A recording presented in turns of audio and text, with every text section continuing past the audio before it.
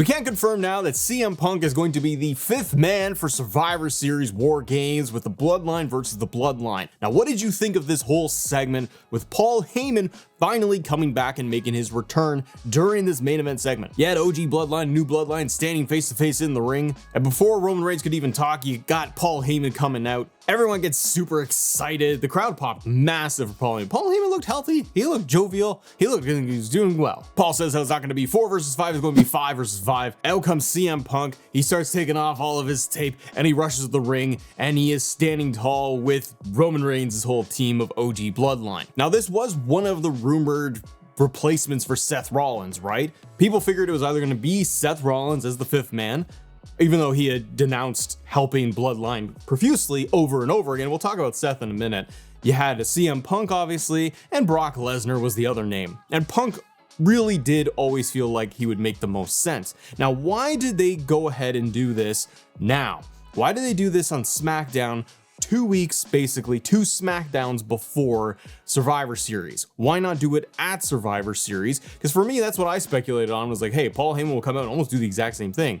He'll come out to the ring during War Games, and then he'll announce CM Punk as the 5th man, and then boom, big pop at Survivor Series, and off we go. I can see why they did it this way. Number one, you got a little bit of time now to actually explain this and tell this story with Punk, Heyman, Roman Reigns, because you could see the looks in the ring with Roman, Paul Heyman, CM Punk, and they're chattering together as well. Paul Heyman, he's putting his hands together and he's all super happy, but there's a lot to unpack with all of this and the consequences and fallout from it after Survivor Series. But I think if you did this now, like they did, you got more time for CM Punk to run promos, to do backstage stuff. He can also show up on Monday Night Raw, because we got one more Raw, and he could maybe get in the ring with Paul Heyman, or you might even get Roman Reigns showing up and confronting CM Punk. There's a lot they can do there leading into War Games. Now, the other reason I think, honestly, is because they have the next week's SmackDown, the go home for War Games. That is a taped episode of SmackDown. So you don't want this big reveal of CM Punk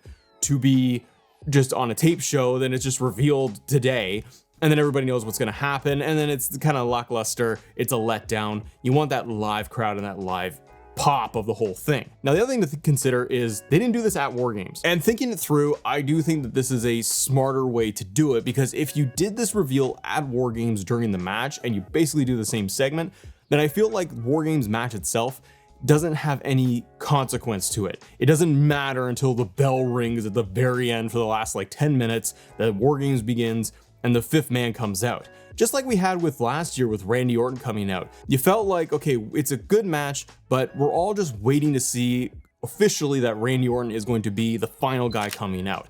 That can work, but the issue is that the crowd is just going to sit on their hands and nothing matters. And that is also like inherently, that is kind of the problems with War Games, just as a concept, is that the War Games doesn't begin until everyone is in the ring. It's a cool concept, but it does make you realize and feel like, well, it doesn't matter what's happening right now. We got to wait till almost the very end. So if you had Punk come out as the 5th man of War Games during War Games, everybody is sitting around just waiting for that to happen. So you're not helping anybody else in the ring. You're not building anything else in terms of stories. And it could be feeling a little bit of a letdown until the final moments. So I like that they did this before to allow things to kind of play out, and we got more to work with. The other thing is looking at this segment entirely. Now, you got Punk coming out, you hit GTS, you got spears happening. It's a great moment, huge pop. It's fun to see Punk on SmackDown. I hope that they do a draft, honestly, and we end up getting, well, they probably won't because Netflix and Raw, and they want to load that thing up. But you're going to get 3 hours of SmackDown. It'd be kind of fun if you actually move Punk over to SmackDown and see what happens there in the new year. But anyways, with this segment, it was really fun just to see Paul Heyman bringing out CM Punk. And then the moment between Roman and Punk, where Roman's kind of wondering, what are you doing here? And you could see during those moments that Punk is talking to Roman and saying, I didn't do this for you, I did it for him. Pointing to Paul Heyman, he's the reason why he is doing this. He's coming to the aid of Paul Heyman with all of this. Paul Heyman was taken out by Solo and the Bloodline. He's powerbombed on SmackDown months ago, and we hadn't seen him since. But there's a lot of pieces in here to kind of unravel. Number one, going back to like the previous week, just the previous week, you had Roman Reigns try to call his wise man, try to call Paul Heyman, and the line was disconnected. By the way, there's too many people out there that are saying, hey, the phone wouldn't connect, and they were all like, oh, it's because Solo broke his phone. It doesn't it doesn't work that way, brother. Just because you break phone doesn't disconnect your phone line. It's just not how it works. You could smash 20 phones. Your line is still active. Anyways, so Paul Heyman clearly did something with all of that. I want to see how they revisit that piece now that we know that CM Punk is the fifth man. Was it CM Punk taking him with him, taking him away from the bloodline, including Roman Reigns, to kind of heal and recover? Was it Paul Heyman disconnecting? Because I had wondered for half a second, oh, maybe it's The Rock who is like, you know, taking Paul Heyman capture basically and disconnected his phone line. But I want to see if they answer that question of, well, why didn't Paul's phone work? To me, it's going to lead to that tension between Paul Heyman and Roman Reigns, and Roman has to finally own up to the things he has done or not done. Paul Heyman had to go to CM Punk for help, but he's doing it to get the help, like to help the bloodline, his bloodline. So there are elements here in the story that are very interesting, because Paul Heyman's motivation right now, I think, is understanding that this new bloodline is a big threat and needs to be stopped. An original bloodline can't do it themselves. And I think that Paul is probably gonna, as a character, he might be coming off as he's got issues like they all do with each other, but he's got issues with Roman Reigns. But despite that, right now, he's called in his favor and he's getting CM Punk to help him take down this bloodline, which I really hope leads to a couple of moments and a couple of nights where we're gonna get Punk and Heyman together in the ring once again, because it'll just be a lot of fun. But I like the idea of all of that tension between the three of them, basically. Punk being more on the outside of it because it's not his fight, and he has no real qualms and issues with bloodline or with Roman Reigns specifically. But whatever he is doing, he's doing it for Paul Heyman. Now, if we go back a little bit more into June, remember when CM Punk and Paul Heyman were in the ring? This was a week before he got powerbombed. Paul Heyman got powerbombed by the bloodline. And in that segment, I rewatched it. So Paul's in the ring with Punk, and he's pleading with him to like get out of here, and he's asking a favor for a favor. Favor is, I warn you, get out of here. What does he want in return? What does Punk get in return?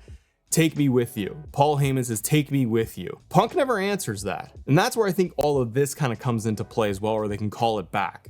CM Punk doing the favor with Paul Heyman, taking him with him away, and he got powerbombed and he got taken out. So Punk removing and maybe even healing Paul Heyman, and Paul Heyman being like, the favor I need, the ultimate favor, is going to be help take down Solo and this new bloodline for me. Because I think that what an interesting story element is going to be is Paul Heyman feeling like Roman Reigns can't get it done because Roman Reigns lost. He lost to Cody and he hadn't shown up for months, and he hadn't helped Paul Heyman during that entire period that Solo announced himself and became tribal chief. Paul would try to call Roman Reigns and Solo would cut him off. But any opportunity Paul Heyman got in the last like 4 or 5 months to try and reach out to Roman Reigns, it never worked. But they didn't explain that. So again, this adds into the fun story element of where they can go with all of it. Because after War Games, what are we gonna do? What are we gonna do with the bloodline? And I mean the original, like what's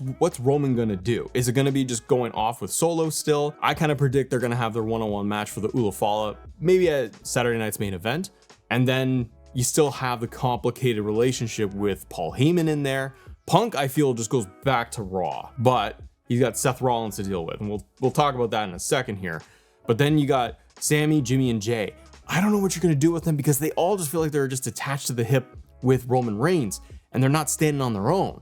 Jay specifically, like I really want Jey Uso to keep breaking off on his own, getting the world title, be his own man. That's been his whole thing, and he's one of the most popular, most over people in WWE. So I don't want Jay necessarily to hang out with the bloodline forever or for the rest of year and going into Mania season. Although if we got cool matches at Mania, bloodline versus bloodline, that could be a lot of fun. Or reuniting Jimmy and Jay, you know, one time for Mania as tag team partners going up against the bloodline. I think the SmackDown segment was very effective. Personally, watching it, seeing it live, I was really surprised that Paul Heyman came out. That pop in Salt Lake City was huge for Heyman, and it was huge for CM Punk. The dynamics between everyone is so interesting, and you know what? Long term, and I mean after like Mania 41, you're getting really cool seeds planted where you could do Roman versus CM Punk at some point. Roman feeling like CM Punk is just getting into his business. But there's somebody that I think actually would feel this way, and that would be Seth Rollins. I think one of the big things that you're doing here, and you're crossing the storyline thread for Punk, the Bloodline, Roman, Heyman, and Seth Rollins. Seth Rollins said for weeks, I do not want to be involved. I will not team with Roman Reigns. And it's good that WWE in storyline, they kept their word with this for Seth's character. He didn't just show up and say, okay, fine, I've been screwed over by Bronson Reed too many times in the USA. I'm gonna get involved in this thing. That would go against Seth's character. So it makes sense he's not in there. So what's Seth Rollins doing now for War Games? I guess he's just not there. Is he just not gonna show up? Or is he gonna get involved in War Games? But the more interesting piece now, I think, is, well, number one, he can still continue his rivalry with Bronson Reed. Bronson Reed involved in the Bloodline and like as an honorary Bloodline member, I love it. I hope they keep that going on for like over a year. Bronson Reed just fits with those guys. Him and Jacob Fatu standing like together behind Solo, it just looks menacing. But for Seth, he's got a very interesting story now, and I think we are about to see the beginning of Seth versus CM Punk for WrestleMania. War Games match itself now is very interesting because you have elements of Seth Rollins, you have elements of The Rock, and will he show up or not? And for Seth, I think now he can go in a very interesting direction, and I think you could heal up Seth more. One of the things I've been curious to see is if it's Seth versus Punk, who is the babyface, who is the heel? Now I know that WWE likes to make people tweeners and they're just more like aggressive and they have a slow arc in their characters. I want to see that slow arc and change in Seth Rollins so that it becomes a heel to go up against CM Punk, and that Seth is kind of jealous and feels like CM Punk is getting involved in his business. Everyone was asking Seth Rollins to be the fifth man, and he said no. And then all of a sudden, CM Punk just walks right in. Presumably then, if they win, if the faces win at War Games, then that's even more ammunition for Seth Rollins to just be like, you're getting involved in all of my business. You're involved with Roman Reigns. Why would you side with Roman Reigns? And that's a big piece they can lean into as well, is CM Punk siding and being a part of this War Games match with Roman Reigns, the one guy that Seth Rollins hates for like his whole life. He's had issues for years, kind of like Kevin Owens, which was also an awesome promo. But Seth Rollins can be justified in why he would be angry at Punk, even more so. And Seth can lean into all of that of like, you're always there, you're always involved, kind of like Drew McIntyre with Punk. But I think what ends up happening here is they can use this as good ammunition and fuel for Seth to get more angry and justify his anger towards Punk. And Punk could just be like, it wasn't about Roman Reigns. I was helping Paul Heyman. I was helping my friend out. That's why I did it. And Seth can just basically be like, I don't care what your reasoning is. You're siding with Roman Reigns, who I despise. I already don't like you. And now we got an even bigger problem. So I really like how this is setting up future stories and going into Saturday night's main event, the Rumble, and ultimately WrestleMania. But at War Games, that's the next interesting piece, is what do you think they end up doing to close that War Games match? And again, going back to what we said earlier about how revealing Punk now is better, I think, than at War Games, because if you did it at War Games and you make him the surprise fifth member, then I feel like you don't want to overdo it with, okay, then The Rock shows up and he shows up at the end. Then you just have surprise, surprise, surprise. They, on one hand, that's a lot. On the other hand, they did that last year with Randy and CM Punk back to back. Now that we know it's Punk, you're able to kind of bring things down a notch, tell some cool stories in the ring. You can have moments of Roman Reigns and CM Punk facing off, just giving each other some looks in the ring. Jacob Fatu and CM Punk going at each other, that'd be fun. But then you can have the room for The Rock to potentially show up at the end and just start decimating fools, even if Team Punk and Roman win. One of the better segments to close SmackDown, in my opinion, and really makes things interesting for Survivor Series. A lot of returns, a lot of moving pieces. If you guys want to talk about big returns for 2025, click this video right here, because we got like Alexa Bliss, The Rock, Cena, and discussing when they could show up. Have a great day. See ya.